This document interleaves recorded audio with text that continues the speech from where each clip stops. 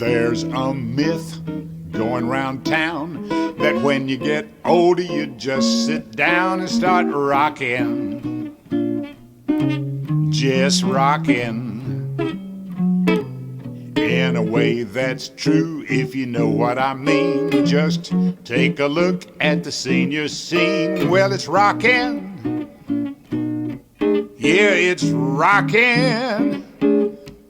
We're pulling our weight, learning the Welcome code. to In Praise of Age. Today we're video filming our program, In Praise of Age, at the Seymour Center. And we're filming a special person that I've known for many years now, like almost 11, 12 years. And that's Kate Barrett, who is the Aging Transitions Administrator. And we want to capture her get some before she leaves us. She's retiring. Thank you for being here. I'm happy with to us. be here. When I think of one person that really has helped folks with critical issues, personal transitional issues in life and their families, you are the person I always refer to and say, hey, you need to talk to Kate. And it really you've made a tremendous difference. And I want to share that today and have with other folks too before you leave us, and truly appreciate you being here and in this community. And people, I know at yesterday's party, you can definitely tell the difference you've made on a personal level. Thank you, Jerry. But Kate, let's talk about you a little bit, because I think a lot of folks don't know you. They kind of know you in your administrative role. But who's the Kate Barrett that came to North Carolina that we all appreciate and made that decision? So. Well, like so many wives, I came to North Carolina because my husband got a job offer in RTP, and I came here hoping that I would find a job in aging, and hoping I'd find a job in social work. And as it turns out, in North Carolina, especially with UNC, there are many social workers. But I ended up in what I think is the best place for a geriatric social worker to work. Share some of your early experiences that maybe sort of had a major influence in you thinking about working with older adults. I guess like everybody, it goes back to family of origin. And I grew up in a very Irish, very Catholic, and large extended family in Newark, New Jersey. Mm-hmm. Went all the way through Catholic school, all the way through to college, from kindergarten to college. And so I was very much a product of my environment. I had a mother who was firm, strong, steely, and a dad who was kind of a sentimental Irish poet who talked in metaphors. And I'd like to think that between the steeliness and strength of my mother and my father's sort of compassionate, maybe more creative side, that I got the best of both. But I think what was really instrumental too in my growing up to become a person who devotes so much time to aging is that I was always very close to my grandmother, who was always around, and in many ways, in a very, very real sense, as a little child, she was my best friend. Did she live with you? From the time I was 10 until she died, which was right before I got married, my grandmother did live with us, and she was a profound influence in my life. I can imagine so.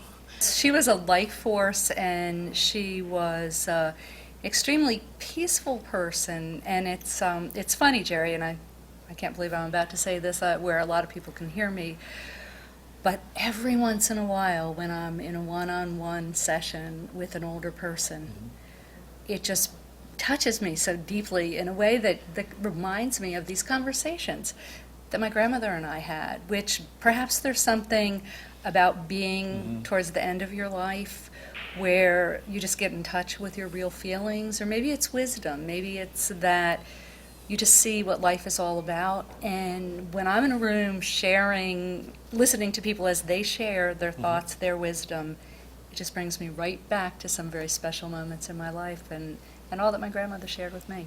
So I know you went to Catholic school and then you pursued a degree in education. What was that? Actually, my first degree is English, and I actually majored in English because I loved literature, and I thought, I'll just go on and get my master's degree right after. Well, then I met this man named Rich Barrett, and the rest is sort of history. We got married and had children, and I thought, teaching would be fabulous. It would give me a really a good lifestyle, and turns out that I had 12 years of teaching, high school teaching, middle school teaching, and I loved it.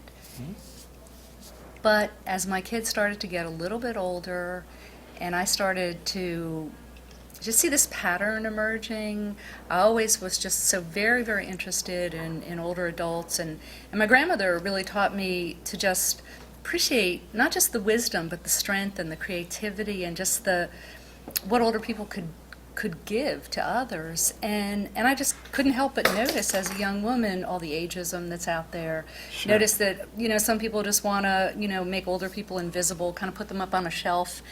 And so what I noticed about my teaching lessons is that I always found a way to do thematic units on aging. When I taught middle school, I did a service project. Guess where I took the kids? To a nursing home. So, you don't have to be a rocket scientist to know that I just had this real urge. And so when I was 38, I said, this is what I'm going to do it if I'm ever going to do it. And I left my teaching career, and I got my master's in social work and my certificate in aging, really because I wanted to work with seniors. Mm-hmm.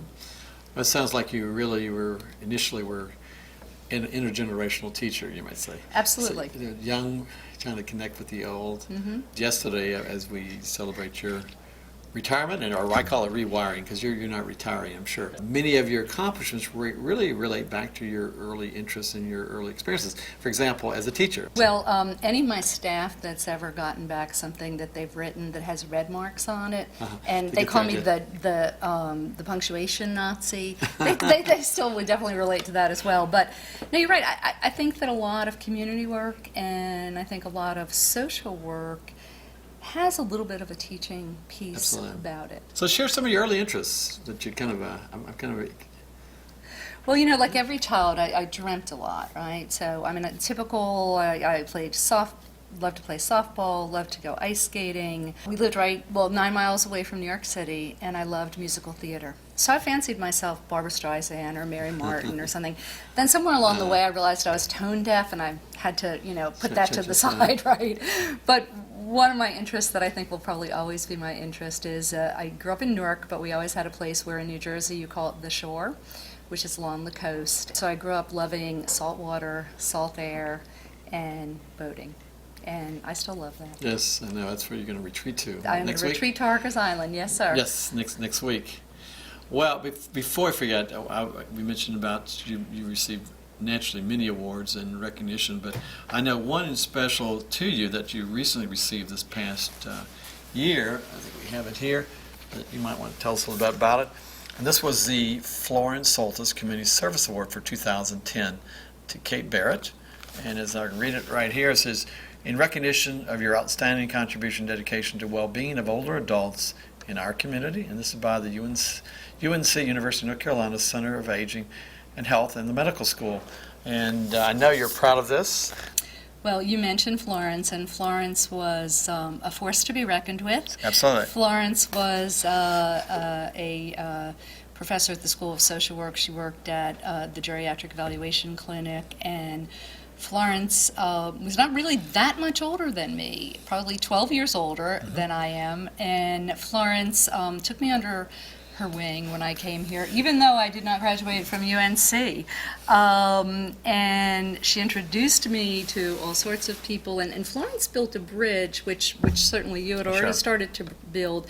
And that was this just amazing, powerful bridge between the community in Orange County and UNC, geriatric medicine, and all of allied health. And so that award means so very much to me because before I moved here, I worked in medical rehabilitation for 8 years. And so there's, the medical community is wonderful, but then there's the real life community. And when I worked in the medical community, especially with people with stroke, I always used to imagine a world where I used to call it some sort of post-stroke community or post-rehab community. But in our real world, when the Medicare dollar stops paying, so do services stop coming, right?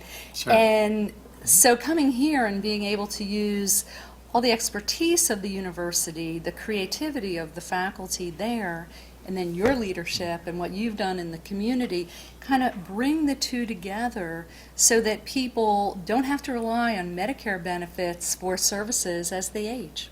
Absolutely. And I think, again, it goes back to your early teaching experience, that being able to connect. So I know one of your joys of being here was being able to nurture and mentor students. In the 11 years, I've had 9 social work students, so certainly that has been a joy, and I feel strongly it's the social work tradition to have a strong field placement, so I'm proud of that. But again, through Florence's initial connection, then Dr. Jan Busby Whitehead and the other people at UNC, I have been fortunate enough to speak at conferences there, but also to speak kind of on a regular basis to medical students, pharmacy students, occupational therapy students, physical therapy students, nursing students, and of course social work students. So it's been wonderful to, not to teach an entire class, but just to be really a guest lecturer and to bring what I hope is a piece of the real world to their classroom. Sure. I guess you came in 1999. It was around 11 years ago. Here, I had the fortunate, the privilege of hiring you. As we all think, you hire people, you hire folks not because of the money. You hire them because they have to love older adults. Number one, if they don't love older adults, whether it's at the front desk or whatever, they're not going to be happy. Your staff will continue on for sure, and that the way you've taught them and the culture you've established for them to move forward. And looking at some of the services that you've been doing, I know that you're probably have several noteworthy accomplishments without a doubt over the last 11 years. I'm sort of interested in hearing what you think. I think of some from my perspective, but from your perspective, what you see as a noteworthy, sort of your legacy to the community. I guess one of the first changes that I did, first of all, when I first started working here, you brought me in to be the supervisor, and Catherine Leith was our information person, and Robin Gilliam was a social worker who worked part-time with us and then part-time in the CAP program at DSS. And so one notable accomplishment is that we now have 8 people. Not all of those people are full-time, but we have a really, really strong team. One of the first things that I did was to realize that we wanted to serve the entire community. And that kind of played out in a lot of ways. And one is that I didn't want to separate information here and then direct services here, but to see seniors as people going through a transition, whether it's a chosen transition or something that life just brings about. And so one of the first things I did was to start the information line. And the information and consultation line was very important, I thought, because we then in Orange County, we had a place where seniors or their family members could call on any variety of issues. And they could call to get their phone number, or they could call and say, I'm not sure what's going on, but this is what it looks like. Here are the problems, and have a real consultation, which eventually then could go to maybe a home visit or an in-office visit. That was really critical. Today, Absolutely. I think in Orange County, we've got magnets, I hope, in every senior's refrigerator with 968-2087 on the refrigerator. That was important. The next was that the department or the division used to be called elder care, which started to sound somewhat pejorative, that you're old and you need someone to care for you, and I'm going to do for you. And my philosophy is always one of collaboration and one of what is it that you want and what can we do together. Yeah, sort of stereotyping older adults. Exactly. The frail, the elder care suggested, well, you have to be frail and decrepit, you must need in-home services. Absolutely. There are all those perceptions, well, I'm not going to call there because that's just elder care services. Exactly. And so we said, well, transitions, in fact, I just wanted to call it transitions, and staff said, Kate, if you call it transitions, people are going to call us when they make that first move to kindergarten. And I said, okay, so we will put the word aging in there. Yes. But not that I think aging is a dirty word at all. Yeah. But aging transitions, things like moving here, becoming widowed, all of a sudden discovering that you have a disease, any kind of transition. Heck, retirement. You and I are in retiring transition, is a right? transition. I think another thing, and I will forever be grateful to John Link, one of our former county managers, but I went to the commissioners at one point and the county manager and said, there are 3 of us working in this department, and there are some people in Orange County who have no family, don't want to go to a nursing home, are still competent to make decisions, but they need really a lot of sort of intense work and care coordination. And we need to do something. There are no programs set up for that.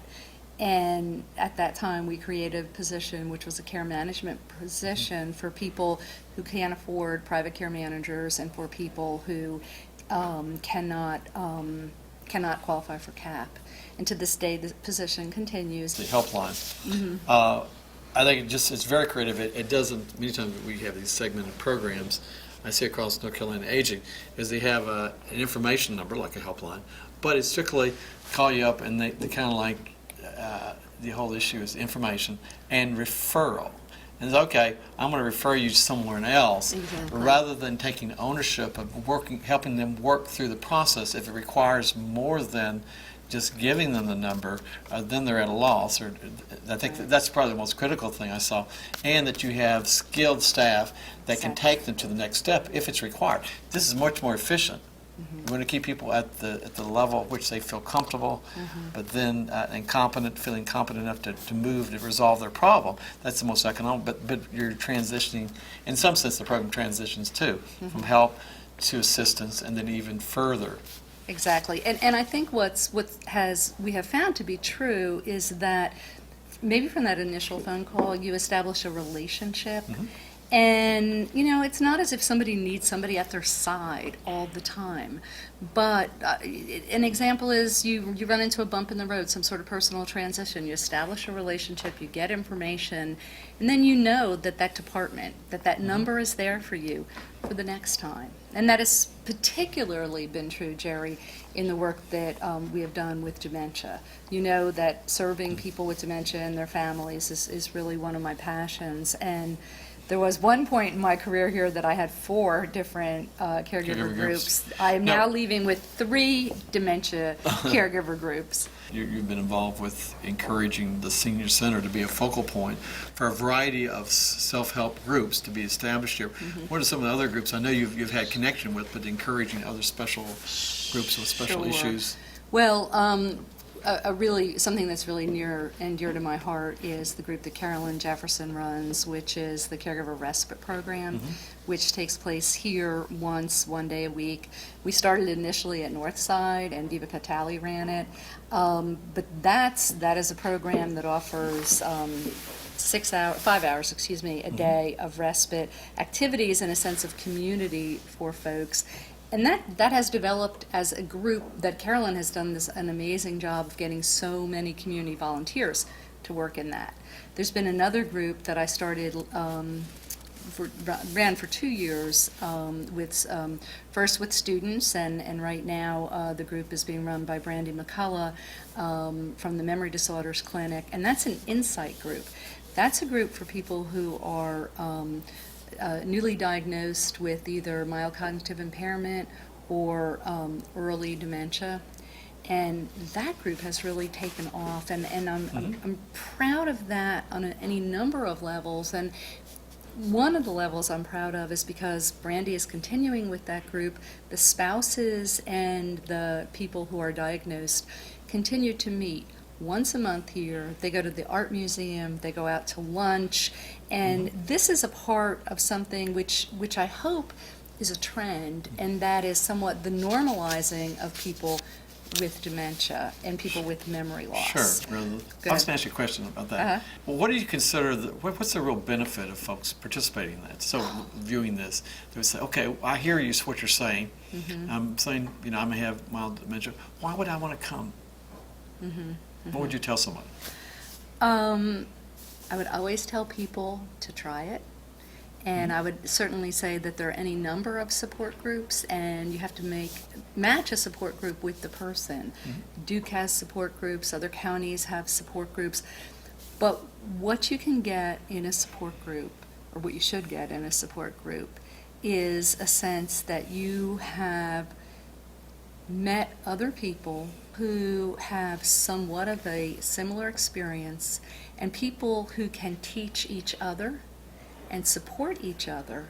And there's a great deal, to go back to teaching again, there's a great deal of skill building that occurs in support groups. And it is a skill building that occurs through some role playing. And when people who have actually been through the same situation that you find yourself in, and they share not only what works, but they also can share what doesn't work, so you don't spend a lot of time in pain and kind of knocking your head against the wall. And I am a big believer in support groups, especially if Sure. support groups are skill-based. Do you actually do role playing? Sociodrama. Some people call it sociodrama or psychodrama. Kind of thing. What we do, it's interesting, when I first took over the group was designed so that the group would be 1 month the speaker, 1 month what they called sharing. And getting to know the group, I soon realized and got feedback from them, and they said, we live in a land that's rich in education. We need to share more. And so I thought, well, how do we enable people to learn skills, but also to have the emotional support they need? A great example is, I don't know what to do. My father shouldn't drive anymore. And he took the keys and he decided to go out. And so I said, Dad, and go on to a big, long, detailed, rational explanation of why Dad shouldn't drive. We just pause right there. That sounds really frustrating. Anybody else in the group have that experience? Can you share what worked? And I'll invite somebody in the group to get up. The family member then pretends to be the parent with dementia and gets up, and they try a different way to look at it. And it's a very, very powerful teaching tool. Because I know you've developed a test kind of thing. What is Well, it? it's a tool. Tool? It's something. Not a test, but I guess a tool. Right. It became very clear to me that a lot of physicians didn't feel really comfortable talking to family members, nor did they have time in a really short medical visit to talk about things like memory loss and behavior change. And so I started talking to them and started talking to family members, and Dan Coffer, who's the director of the Memory Disorders Clinic, and I sat together and said, Dan, look at this. These are what I think are the behaviors that people see when somebody has dementia. He agreed. We went with it, and we actually went all over Orange County to family physicians and internal medicine doctors and gave them this what's called observed behavior checklist. And it's an excellent tool for family members to notice behaviors and then just bring it into the physician.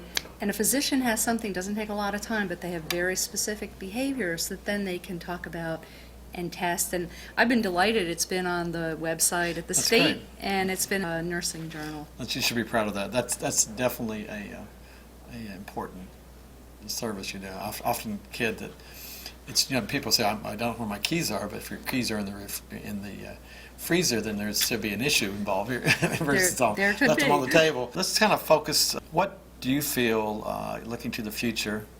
What do you think we need in the area of transition issues of older adults? Well, certainly one of the things that we just talked about, dementia, another thing that's near and dear to my heart is mental health. And we briefly had, and I would hope that we can get grant money in the future, to continue a mood, memory, and mobility clinic that we've had here at the Seymour Center. I really believe that the connection between those three things is incredibly important.